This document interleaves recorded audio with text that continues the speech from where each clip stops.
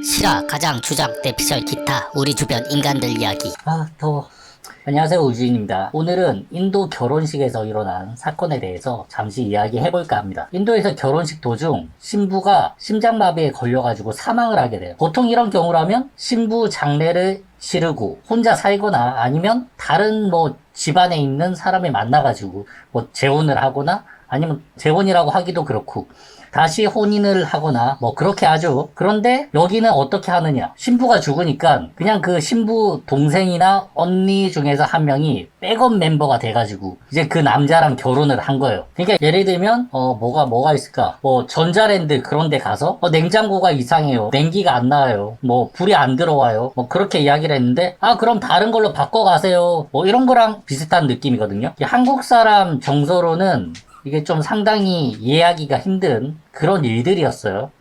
언니가 죽었는데 언니 장례를 다 치르고 나서 몇 달 후에 또 동생에게 감정이 생겨서 그래서 동생이랑 결혼을 했다, 그런 거면 이해를 할 수 있을 것 같아요. 하지만 이 인도 결혼식 같은 경우는 언니가 결혼식 도중에 사망을 했는데 죽은 언니를 다른 방에 이렇게 눕혀두고 언니가 입었던 그 예복을 그대로 입고 동생이 결혼식에 나온 거예요. 그러니까 축구 경기로 치면 그라운드에 있던 선수가 부상을 당해가지고 들것에 실려 나갔는데 백업 선수가 이제 몸 풀다가 이제 그라운드 투입해가지고 경기하는 그런 거랑 비슷한 거죠. 근데 결혼식이 축구 경기가 아니잖아요. 그죠? 말 같지도 않은 소리야.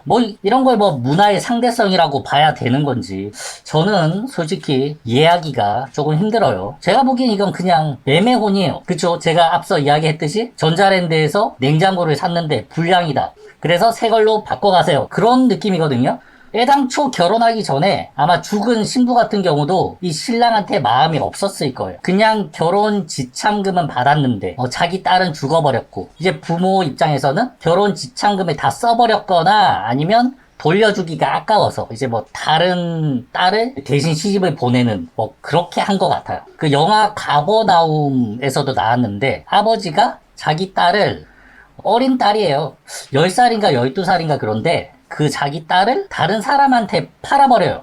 그 레바논이라는 그 지역이 조언이 유행을 했던 것 같은데 그냥 성인이 되지 않은 10살, 12살 되는 딸이었는데 그 딸을 30대, 40대 되는 아저씨한테 그냥 결혼을 시켜버리는 거죠. 결혼을 한 상태니까 미성년자 이런 것도 해당하지 않겠죠. 그쵸? 그냥 아주 합법적인 원조 교제 그런 게 되지 않나 그런 생각이 들어요. 그쵸? 40살짜리 아저씨랑 12살 아이랑 결혼을 한다, 이거는 좀 문화적인 차이가 있다고 해도 좀 이해가 하기 힘든 것 같습니다. 제가 영화를 정확히는 기억이 안 나서 그 아저씨가 40살인지는 잘 모르겠어. 근데 40살 같이 생겼어. 늙었어, 뭔가 이상.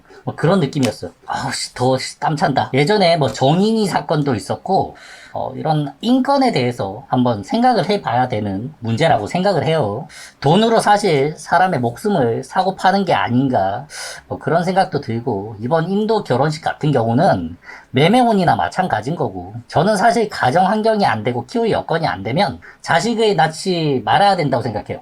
저는 모든 생명들의 탄생이 다 축복이라고 생각하지는 않거든요. 결국 저렇게 팔려나가는 신부들이 또 생기는 거고 정인이 같이 희생되는 그런 아이들도 나오는 거고, 가버나움 속에 이제 레바논에 나오는 그런 아이들, 팔려가는 그런 아이들, 조혼 때문에 무슨 아버지뻘 되는 남자랑 결혼하고 그런 것들, 어쩌면 태어나지 않았으면 그게 더 축복일 수 있지 않을까, 저는 그렇게 생각해요. 태어나지 않은 게 더 축복일 수도 있어요. 제가 함부로 생명의 탄생에 대해서 논하는 건 잘못된 일이지만 자식에게 저런 인생을 안겨줄 부모라면 저는 출산을 반대합니다. 소나 강아지들도 자기 새끼들이 팔려가거나 끌려가고 그러면 어미개들이 엄청 주인을 물기도 하고 못 가게 막으려고 하고 짖고 그래요. 근데 동물들도 그런 자기 새끼에 대한 그런 정이 강한데 인간이 저런 짓을 한다는 거는 참 이해하기가 힘든 것 같습니다. 저는 태어나지 않는 게, 그러니까 저는 더 축복일 수 있다고 생각을 해요. 생지옥이라는 말이 있죠. 사는 게 더 지옥 같을 수도 있어요. 결국 인권이란 것을 돈으로 다 사버릴 수도 있기 때문에 그래서 생기는 문제인데, 이건 법으로 금한다고 해도 몰래 뒤에서 거래를 한다면 돈이 없는 사람 입장에서는 그렇게 응할 수도 있다고 생각해요. 상당히 안타까운 문제죠. 이런 것들이 자본주의 폐해이기도 한데